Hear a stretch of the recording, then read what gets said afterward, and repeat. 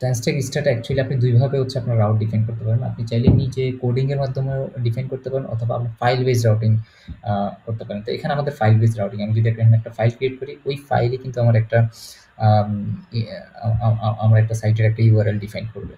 তো এখানে যদি এই যে ইনডেক্স যে ফাইলটা রাউটস ফোল্ডারের ভিতরে ইনডেক্স যে ফাইলটা সেটা হচ্ছে আমাদের রুট রাউট যে লোকাল হোস্ট স্ল্যাশ যে আমাদের যে ১ম পেজটা সেটা হচ্ছে এই পেজটা। দেখুন এখানে আপনি যদি ট্রান্সট্যাক স্টার্ট যদি দেন আমাদের সেকশনে যান আপনি দেখতে পাবেন যে হ্যাঁ, ট্রান্সট্যাক তো এই পেজটা হচ্ছে এই যে লোকাল হোস্ট যে 3000 এটা হচ্ছে শুধু আমাদের হোম পেজ। এই হোম পেজটাই হচ্ছে রুট পেজটা হচ্ছে এখানে ডিক্লেয়ার করা। তো আপনি যদি এখানে একটা ফাইল ক্রিয়েট করেন যেমন ফর এক্সাম্পল ধরেন আপনি এখানে ওরা আরো কিছু ফাইল আচ্ছা এটাকে একটু কথা বলি সেটা হচ্ছে root.txt সেটা হচ্ছে আমাদের মেইন যে HTML ফাইলটা যেখানের মধ্যে আমাদের কম্পোনেন্ট গুলা আমাদের যত পেজ আছে সেটা কিন্তু এই যে এই চিলড্রেনের মধ্যে কিন্তু রেন্ডার হবে। আপনি এখানে হেডার গুলো আপনি প্রি-ডিফাইন্ড কিছু হেডার যেটা হচ্ছে আপনার প্রত্যেকটা কম্পোনেন্টের প্রত্যেকটা পেজের মধ্যে হেডার গুলো ডিফাইন থাকবে। এখানে দেখেন যে হেডারের মধ্যে কিছু মেটা ডেটা দেওয়া আছে।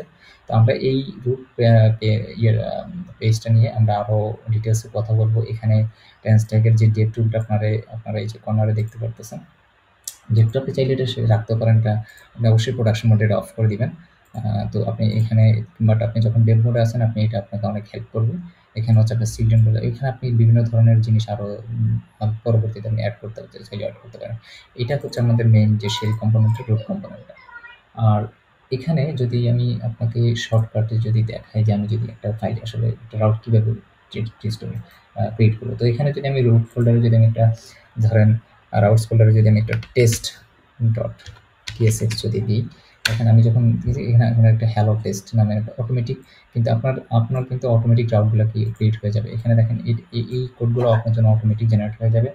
এখন এখানে দেখেন একটা রুট ট্রিজন ডট জেন্স আছে। আপনি কিন্তু একটা ফাইল ক্রিয়েট করেছেন অটোমেটিক কিন্তু আপনার জন্য একটা রাউট ক্রিয়েট হয়ে গেছে। এই ফাইলটা কিন্তু আপনার জন্য অটোমেটিক এভরি টাইম আপনি যখন নতুন একটা ফাইল ক্রিয়েট করবেন, নতুন একটা রাউট ডিফাইন করবেন, অটোমেটিক এই ফাইলের মধ্যে এই জিনিসগুলো অ্যাড হয়ে যাবে। আমি যদি এই ফাইলটা ডিলিট করে দিই আবার যদি আমার প্রজেক্টটা আবার যদি আমার ডেভ সার্ভারটা যদি স্টার্ট করি এই ফাইলটা কিন্তু আবার অটোমেটিক চলে আসবে। আপনার যে রাউটগুলো আছে সেগুলোকে সে এখানে অ্যাড করে দিবে। তো আমরা একটু আগে কি অ্যাড করেছিলাম? আমরা একটু আগে কিন্তু টেস্ট নামে একটা অ্যাড করেছিলাম। দেখেন এই যে টেস্টটা কিন্তু এখানে চলে আসছে।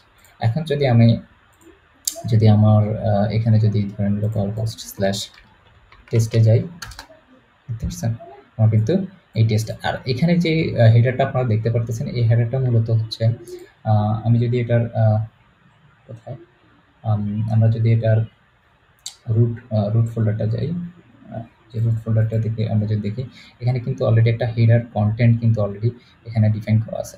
দেখতে পারতেছেন এই যে বডিতে একটা হেডার এখানে কিন্তু অলরেডি ওই জিনিসটা দ্যাট মিনস এটা হচ্ছে প্রত্যেক পেজে থাকে। আপনি যেহেতু এখানে মেইন রুট ডকুমেন্টে এটা ডিক্লেয়ার করেছেন এই কম্পোনেন্টটা আপনার ওয়েবসাইটের প্রত্যেক পেজে কিন্তু এটা দেখাবে।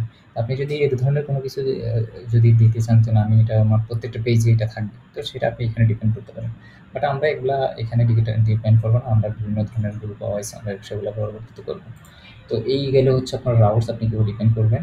এখানে আরো একটা ফোল্ডার আছে হচ্ছে রাউটার ডট টিএক্স যেটা হচ্ছে আপনার রাউটার এই যে আপনার যে রাউট রাউট ট্রি ডট জেন্স যেটা জেনারেট হচ্ছে এটা হচ্ছে এই রাউটার যে রাউটারটা এই রাউটার ইনস্ট্যান্টের কাজ এটা। তো এরপরে স্টেট ডট সিএস হচ্ছে আপনার যে গ্লোবাল সিএসএস গুলো আমরা এখানে ডিক্লেয়ার করবো সেটা হচ্ছে আপনার এই যে এখানে টেলুইন কিন্তু এখন টেলুইন V4 থেকে আগে কিন্তু আমাদের টেলুইনটা কিন্তু কনফিগার করতে হতো একটা জাভাস্ক্রিপ্ট হিসেবে, কিন্তু এখন কিন্তু আর সেটা লাইব্রেরি হিসেবে করা লাগতো। বাট এটা কিন্তু এখন লাইব্রেরি না, এটা এখন সিএসএস এর মতোই আপনি কিন্তু এখন ইউজ করতে পারেন এখানে। তো এখানে দেখেন আপনি যে এখন দেখেন আমি কোনো কনফিগারেশন কিন্তু এখন করা লাগে না, আপনি জাস্ট হচ্ছে ডট সিএসএস এর মধ্যেই কিন্তু আপনি আপনার টেলুইনটা ইন্টিগ্রেট করে ফেলতে পারতেছেন। এরপরে এই ফাইলগুলো তো এগুলো জানার পেছনে এগুলো যখন আপনি প্রজেক্টটা ক্রিয়েট করেছেন সেগুলো কিছু কনফিগারেশন ফাইল কিটিনোর ফাইল এগুলো জানেন। প্রিটিয়ার হচ্ছে আপনার প্রজেক্টের ইয়ের জন্য প্রজেক্টের ফরম্যাটিংয়ের জন্য।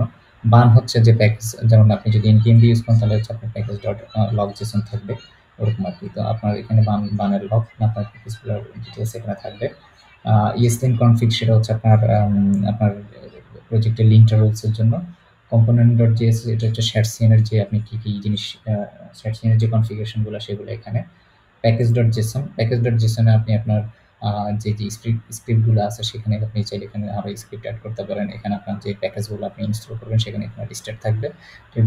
ডেট আপনি যেগুলো দিবেন সেগুলো এখানে থাকবে। পিটিআর আবারও সেটা হচ্ছে কোড ফরম্যাটিং এর জন্য। টিএস কনফিগার যেখানে আপনি আপনার টাইপস্ক্রিপ্টের যে কনফিগারেশনগুলো আছে সেগুলো এখানে আপনি ডিফাইন করবেন।